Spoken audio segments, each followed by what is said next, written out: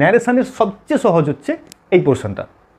যদি আজ অবধি তোমার কঠিন আছে, দেখো আজকে একদম ক্লিয়ার হয়ে যাবে। দেখো শুরু করা যাক। বলছে কি, the policeman said stay here. এখন তো দেখো সবাইকে ওই হেলমেটের জন্য প্রচুর হচ্ছে, প্রচুর। তো ধরো এরকম একটা সিচুয়েশানে তোমাকে না ধরো অন্য কাউকে ধরো বলেছে যে এই স্টে হেয়ার, এইখানে দাঁড়াও। তো অর্ডার এটা হচ্ছে, তাই না? আমাদেরকে করতে হবে কি, দেখো এই যে সেন্টেন্সটা আছে এটা দেখে নিচ্ছি, ইম্পারেটিভ সেন্টেন্স, এটা ভার্ব দিয়ে শুরু হয়, বুঝে যাচ্ছি ইম্পারেটিভ আছে সেন্টেন্সগুলো, তাই না? এবার দেখো আমাদেরকে বুঝতে হবে যে এটা কী সেন্সে বলা হয়েছে, অর্ডার হচ্ছে না রিকোয়েস্ট না অ্যাডভাইস। বুঝতে পারলে? ধরতে পারছো?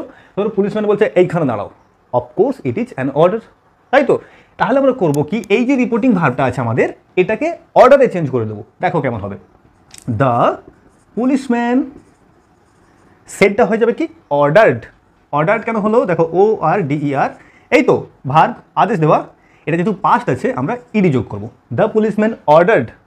লিঙ্কার কি আসবে, অ্যাসার্টিভে দেখেছি দ্যাট আসছে, তো ইন্টারোগেটিভে দেখেছি প্রশ্ন যেটা হচ্ছে, ইয়েস নোতে আসছে ইফ বা ওয়েদার, আর ডাব্লিউএইচ থাকলে ডাব্লিউএইচটাই বসে যাচ্ছে ওয়ার্ডটা।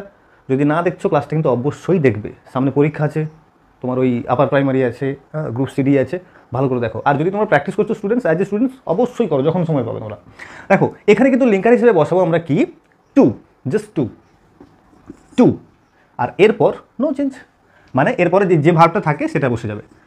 দেখো একটা জিনিস মনে পড়ছে, আমি একবার সেই ইনফিনিটিভের ক্লাস করেছিলাম, যেখানে বলেছিলাম টুর পরে যে ভার্বটা বসে সেটা ভার্বের প্রেজেন্ট ফর্মই বসে, ফার্স্ট ফর্ম। মনে পড়ছে?